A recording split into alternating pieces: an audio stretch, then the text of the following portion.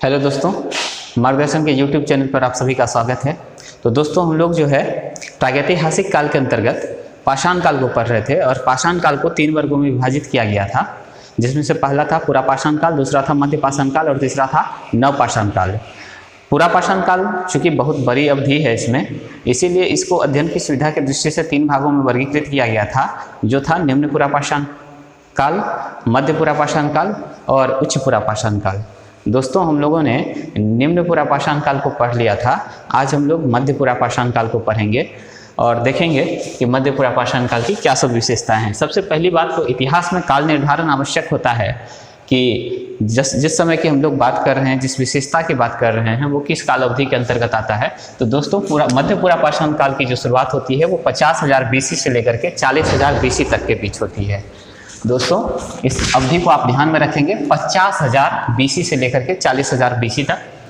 आगे देखते हैं दोस्तों एक चीज़ और कि आप यह देखेंगे दोस्तों कि ये जो मध्य पुरापाषाण काल है ये निम्न पुरापाषाण काल की तुलना में काफ़ी छोटी अवधि है। वहाँ हम लोग लगभग 9,50,000 वर्षों का इतिहास देख रहे थे दोस्तों, लेकिन यहाँ पर सिर्फ 10,000 वर्षों का इतिहास देखना है, 50,000 BC से लेकर के 40,000 BC तक। असल में एक संक्रमण की जो है स्थिति होती है, यहाँ पर एक संक्रमण फेज होता है ये, क्योंकि यहाँ दोनों विशेषताएं देखने के लिए मिल जाती है। एक तो आपको उच्च पुरापाषाण काल की भी विशेषता देखने को मिलती है और दूसरी बात होती है कि निम्न पुरापाषाण काल। तो दोनों के बीच की यह अवधि होती है। इसी कारण जो है इसको एक संक्रमण फेज भी कहा जाता है, ट्रांजिशन फेज होता है ये। तो दोस्तों मध्य पुरापाषाण काल, तो इस समय में पत्थर के फलक की सहायता से उपकरणों का निर्माण किया जा रहा था। पत्थर के फलक यानी दोस्तों हम लोग बात कर चुके थे, इसको सल्क भी कहते हैं फलक को। तो पत्थर के फलक की सहायता से, सल्कों की सहायता से उपकरणों का निर्माण हो रहा था, अतः इस काल को फलक संस्कृति के नाम से जानते हैं। तो दोस्तों असल में जो प्रागैतिहासिक काल है इसमें हम लोग जो मुख्य रूप से देखते हैं कि पत्थरों के कारण किस प्रकार के उपकरण बन रहे थे, उपकरणों के स्वरूप का अध्ययन करना होता है। तो जब भी आप पाषाण काल को पढ़ेंगे तो उपकरणों पर विशेष ध्यान रखेंगे, क्योंकि यहाँ से बहुत ज़्यादा प्रश्न पूछे जा सकते हैं कि किस समय में किस प्रकार के जो है उपकरण मिले हैं। दूसरी बात कि जहाँ जहाँ से उपकरण प्राप्त हुए हैं उन स्थलों के बारे में भी पूछा जा सकता है, तो आप ध्यान में रखेंगे। तो यहाँ पर जो है मध्य पुरापाषाण काल की जो सबसे बड़ी विशेषता है वो यही है कि यहाँ फलक संस्कृति की शुरुआत होगी, क्योंकि मानव थोड़ा एडवांस हुआ है अपने पहले की स्थिति से, इसीलिए अब वो जो है फलक संस्कृति क्या है, तो ये जो है उपकरणों का एक विशेष प्रकार का निर्माण शैली है। इसीलिए चूँकि इस प्रकार के उपकरण ज़्यादा यूज में लाए जा रहे थे, इसीलिए इसे संस्कृति के रूप में हम लोग यहाँ पर देखते हैं और फलक संस्कृति का नाम दिया गया। तो सबसे बड़ी विशेषता मध्य पुरापाषाण काल की आप क्या कहेंगे दोस्तों, तो फलक संस्कृति या सल्क संस्कृति। ठीक है, आगे चलते हैं दोस्तों।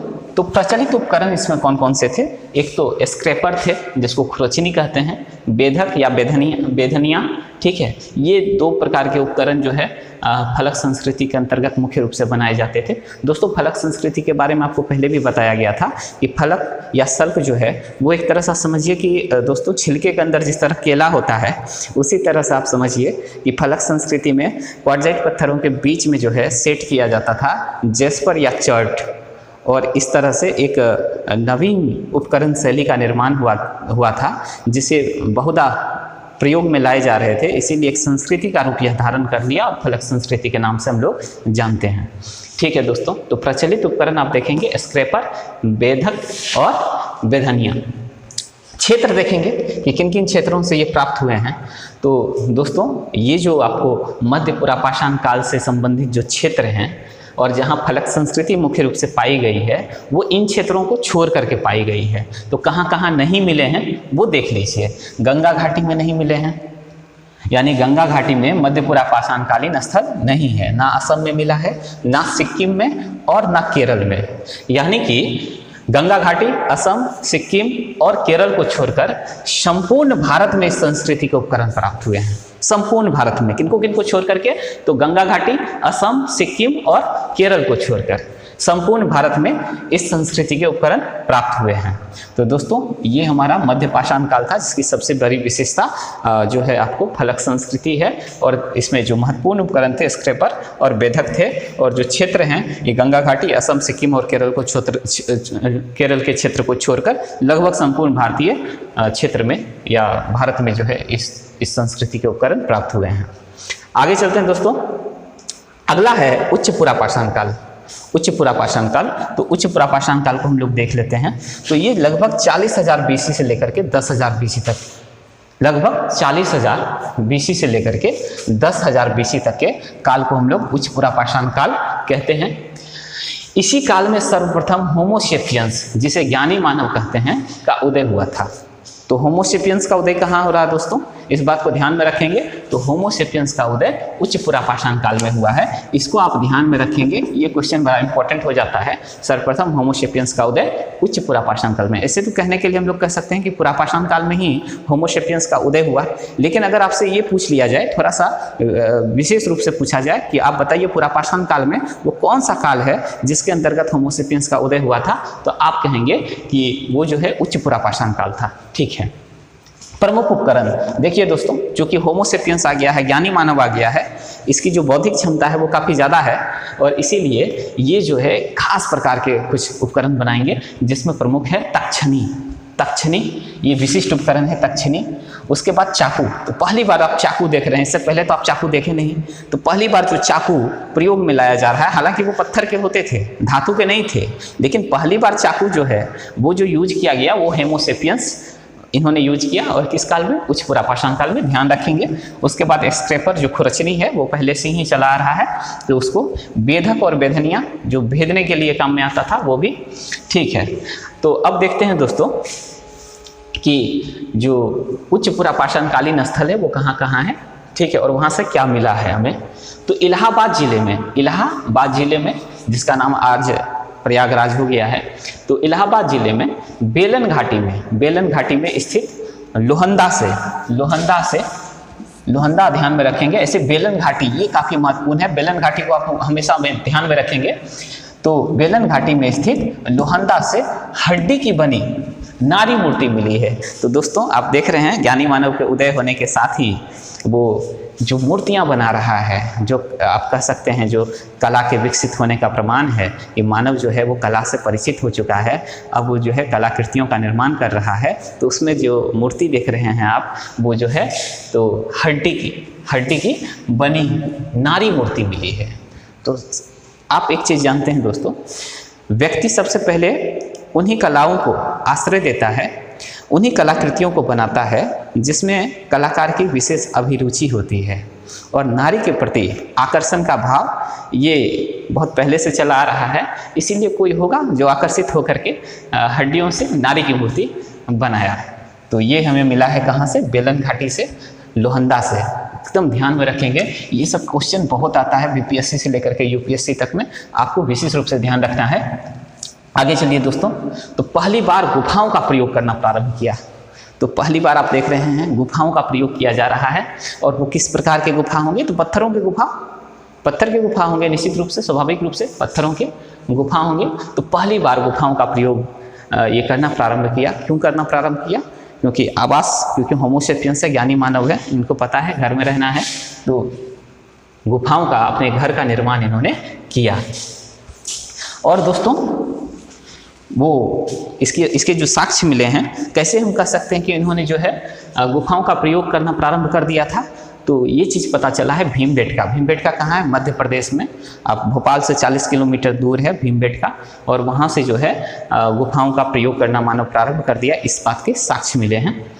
ठीक है दोस्तों, अब आगे चलते हैं। अगर हम आगे चलते हैं तो यहाँ पर थोड़े से कुछ औजार हैं जिसको देख लीजिए। तो ये है पाषाण युग के औजार, पत्थर और हथौड़े विभिन्न पहलू दिखाते हुए। देखिए दोस्तों, तो ये जो है आप देख रहे हैं, ये होमो इरेक्टस द्वारा बनाए गए जो है हथियार थे। तो देख रहे हैं कितना भद्दा है, लेकिन हथियार है, उपकरण है, जो कि होमो इरेक्टस बना रहा है, जो कि एक अविकसित मानव है, ज्ञानी मानव नहीं है। उसके बाद देखते हैं मध्य पैलियोलिथिक औजार जो है, इसकी तुलना में इसको आप देख रहे हैं थोड़ा सा विशेष प्रकार का ये शेप लिया हुआ है, फलक है, फलक संस्कृति ठीक है। और आगे अगर चलें तो पॉलिश किए गए पत्थर के हथौड़े देख रहे हैं हम लोग, पॉलिश किए गए पत्थर के हथौड़े हैं। तो ये देखिए कितना सुंदर दिख रहा है, और इतना सुंदर कौन बना सकता है? तो निश्चित रूप से होमोसेपियंस ज्ञानी मानव ही बनाएंगे। तो होमोसेपियंस जो कि ज्ञानी मानव है, इसीलिए ज़्यादा तकनीकी रूप से ज़्यादा विकसित है, इसीलिए वो काफ़ी जो है आप देख रहे हैं कि आकर्षक और ज़्यादा प्रभावी उपकरण बना रहे हैं। तो आगे चलते हैं दोस्तों। अब आदिम मानव द्वारा बनाए गए हथियार थे ये सब।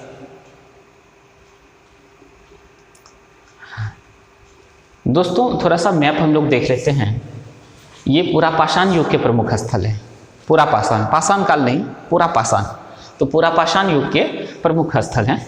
तो इसमें देख रहे हैं हम लोग कि कहाँ कहाँ से साक्ष्य मिले हैं। एक तो देख लीजिए आप कि हम लोग गंगा जो है, गंगा के दक्षिण में देख रहे हैं, और इधर ठीक है दोस्तों, यहाँ पर आपको एक अतिरमपक्कम यहाँ दोस्तों अतिरमपक्कम, ठीक है, यहाँ अतिरमपक्कम जो है इसके साक्ष्य मिले हैं। यहाँ पर क्या चीज़ के साक्ष्य मिले हैं अतिरमपक्कम में? तो आपको बता दिया गया है कि यहाँ किस बात के साक्ष्य मिले थे। आप कमेंट करके ज़रूर बताएं कि अतिरमपक्कम का क्या विशेषता है, क्या महत्व है, और यहाँ से क्यों क्वेश्चन पूछे जाते हैं, वो महत्व आपको बतलाना है, कमेंट करके बतलाना है दोस्तों। तो ये हमारा पूरा पाषाण जो है युग के प्रमुख स्थल हैं, और उसी का मैप है। तो मैप को आप ध्यान में रख लिए। अब आगे चलते हैं दोस्तों।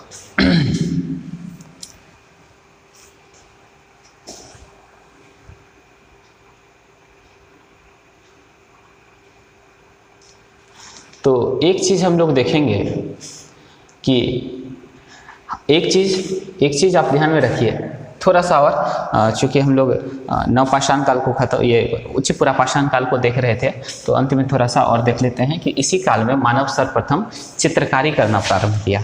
तो चित्रकारी करना कहाँ प्रारंभ किया? उच्च पुरा पाषाण काल में। और इसके साक्ष्य कहाँ से मिलेंगे? भीमबेटका मध्य प्रदेश से। ठीक है दोस्तों, उदाहरण है भीमबेटका की गुफाओं से इस काल के बने चित्रों का प्राप्त होना या प्राप्ति। तो एक चीज़ ध्यान रखेंगे, जो भीमबेटका है उसका महत्व बहुत ज़्यादा है, और ये खास करके चित्रकारी के लिए, क्योंकि एक चीज़ आप ध्यान रखेंगे, जो भीमबेटका है उसकी गुफाएं हैं, और गुफाओं में जब मानव रहेंगे तो निश्चित रूप से वो जिन जिन चीज़ों से आकर्षित हुए हैं, या जो चीज़ें उन्हें आश्चर्यचकित करने वाली होंगी, उन सारी चीज़ों का वो क्या करेंगे? तो चित्र बनाएंगे। तो भीमबेटका में चित्रकारी की जो है आपको चित्रकारी के प्रमाण मिलेंगे। और भीमबेटका का और भी महत्व है कि भीमबेटका जो है ये यूपीएससी में बहुत बार पूछा गया है। महत्व इसका ये है कि भीमबेटका से आपको पाषाण कालीन कहने का मतलब है कि आपको जो है भीमबेटका से पूरा पाषाण काल, मध्य पाषाण काल, नव पाषाण काल, ये तीनों से जुड़े हुए साक्ष्य एक साथ मिलते हैं। तीनों काल की, यानी पूरे पाषाण काल की जो है विशेषता आपको अगर कहीं एक जगह पर केंद्रित कर दी हो, तो वो जो है आपको भीमबेटका उसका अच्छा सा उदाहरण है। आगे चलते हैं दोस्तों। खास करके भीमबेटका जो है जो मध्य पुरा पाषाण काल है और उच्च पुरा पाषाण काल है, उसकी विशेषताओं से जो है ज़्यादा मिलेंगी वहाँ पर। आगे देखते हैं मध्य पाषाण काल। तो आप भीमबेटका को ध्यान रखेंगे। भीमबेटका जो है खास करके यूपीएससी में कई बार पूछा गया है, तो भीमबेटका को ध्यान रखेंगे। एक चीज़ और दोस्तों कि अब जैसे ही ये पाषाण काल हम लोग समाप्त करेंगे, तो ये जो पीडीएफ जिससे मैं पढ़ा रहा हूँ, मेरी कोशिश नहीं, मैं वादा करता हूँ कि अगले वीडियो में या फिर इस वीडियो में डिस्क्रिप्शन लिंक में ये पीडीएफ आपको उपलब्ध करा दिया जाएगा, जिससे कि आप रिवीजन करने में आपको काफ़ी मदद मिलेगी। तो आगे चलिए दोस्तों। तो अब हम लोग किसको देख लिए दोस्तों? आप एक चीज़ ध्यान रखेंगे, हम लोग पाषाण काल पढ़ रहे थे ना, तो पाषाण काल के अंतर्गत क्या सब देखे थे? तो 3 भागों में, एक का नाम था पूरा पाषाण काल, दूसरे का नाम था मध्य पाषाण काल, और तीसरे का नाम था नव पाषाण काल। नाम में कंफ्यूजन हो जाता है लोगों को। आप समझिए पूरा पाषाण काल टाइटल हो गया जो है नीचे के जो है काल के लिए। तो एक 3 भाग में इसको बांट लेते हैं हम लोग। तो पूरा पाषाण तो रहेगा ही पूरा पाषाण, तो एक को बांट लेते हैं अध्ययन की सुविधा से। तो सबसे पहले निम्न पुरा पाषाण, दूसरा मध्य पुरा पाषाण, और तीसरा उच्च पुरा पाषाण।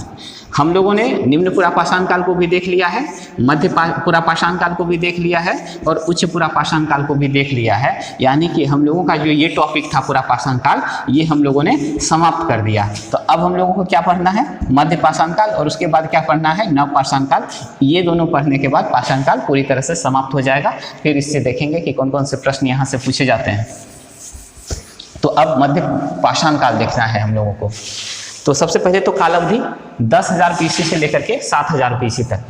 तो ये भी एक संक्रमण फेज है, एक ट्रांजिशन फेज है, जहाँ दोनों विशेषताएं एक साथ आपको देखने को मिलेंगी। कौन कौन सी विशेषताएं, एक तो पुरा पाषाण काल की भी और दूसरा नव पाषाण काल की भी। तो मध्य पाषाण काल में दोनों विशेषताएं एक साथ देखने के लिए मिलती है। आगे यहाँ हम लोग देखते हैं कि यह काल पुरा पाषाण काल तथा नव पाषाण काल के मध्य संक्रमण काल है। ये बात तो मैंने पहले ही आपको बता दी कि ये जो मध्य वाला हिस्सा होता है, ये दोनों चीज़ों से विशेषीभूत होता है, अपने पिछले से भी और अपने अगले से भी।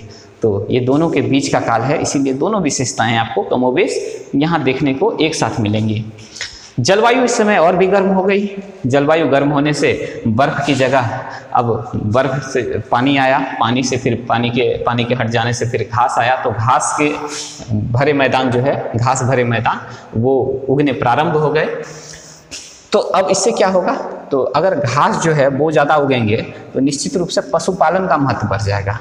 ठीक है, पशुपालन का महत्व, क्योंकि घास के बड़े बड़े मैदान आ गए इस समय तक, तो पशुपालन का प्रारंभ हो गया।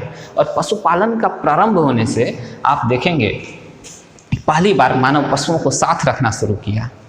अभी तक वो पशुओं का कॉम्पिटिटर था, प्रतिस्पर्धी था, लेकिन अब वो पशुपालन कर रहा है, पशुओं को अपने साथ रख रहा है। पशु उसके लिए अब उपयोगी हो गए हैं, तो इसीलिए वो पशुपालन करेगा।